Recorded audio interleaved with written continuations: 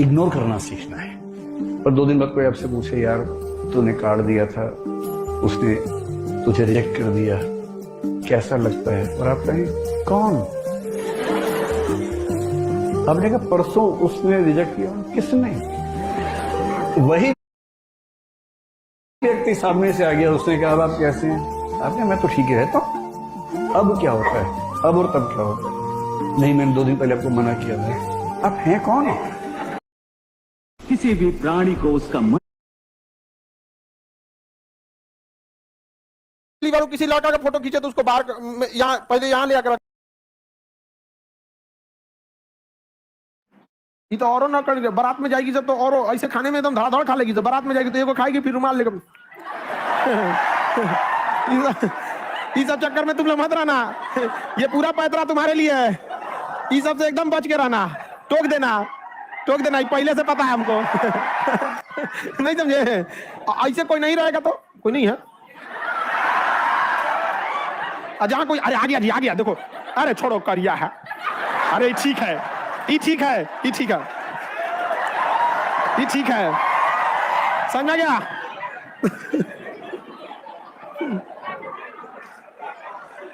लड़का लोग शिकारी आएगा, जाल बिछाएगा, दाना डालेगा, हंसना नहीं है। कौन सी गुस्सियारी है तुम लोग? बेचारी पूरा गुस्सियारी है कि पूरा भंडा फोड़ दिए हमको किसी भी आदमी के साथ अनायास मत रहा करो, और राजाओं के साथ तो बिल्कुल मत रहा करो। कोई राज उनका जान जाओगे फिर तुम्हारी जिंदगी उनके लिए खतरा बन जाएगी। मैं देखा हूं बहुत लोगों को शौक है विधायक के साथ, मंत्री के साथ, मत रख फालतू में। क्यों?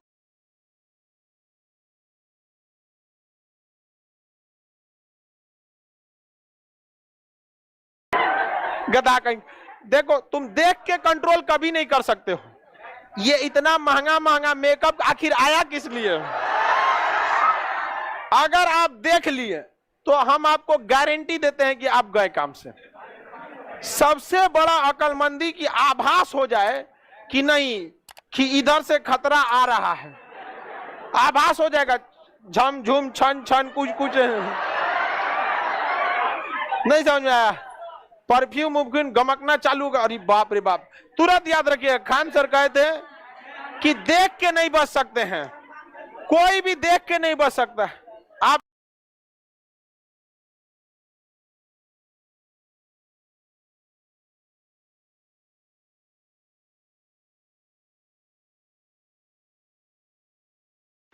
जब जिंदगी में बहुत बड़ा झटका लगे ना, मन ही मन में सोचना भगवान ने चांस दिया है, और ये चांस सबको नहीं मिलता है।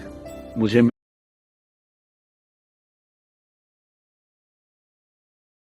नहीं, आप 25-30 मिनट रील्स देखने के बाद आप रील्स को बंद करें, आंखों को थोड़ा सा ऐसा करें, उस पर खीरे का ही लगाएं और सोचें कि मुझे पिछले 20 मिनट में क्या मिला है, मैंने क्या पाया है।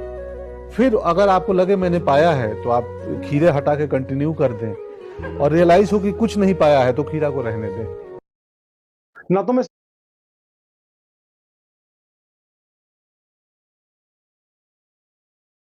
आपके समय में जब मैं था तो एक कमी थी मेरे में, मैं इमोशनली बहुत वीक था।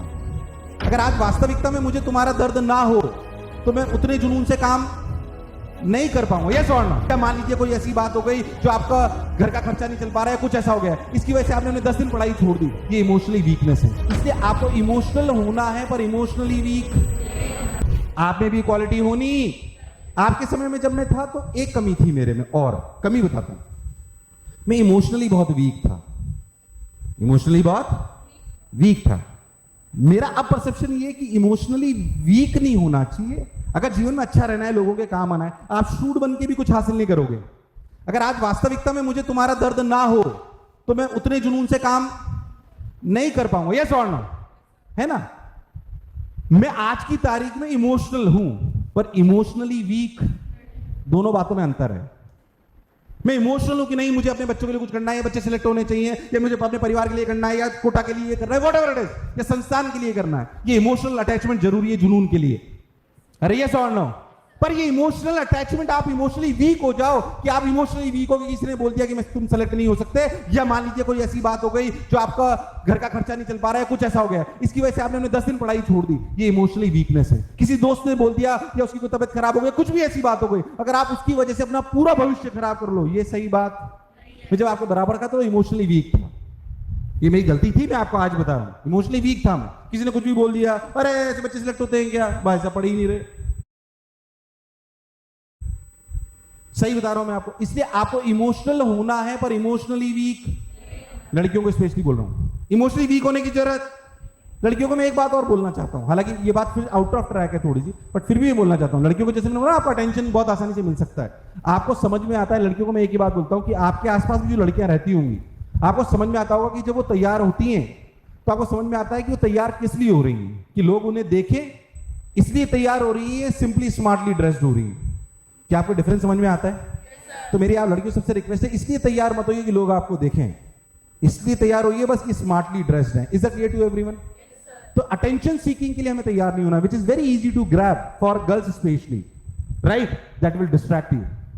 मैं अच्छे से तैयार होने के लिए मना नहीं कर रहा हूं, स्मार्टली ड्रेस्ड होने में और इसलिए तैयार होने में कि लोग हमें देखें। क्या दोनों बातों में अंतर है?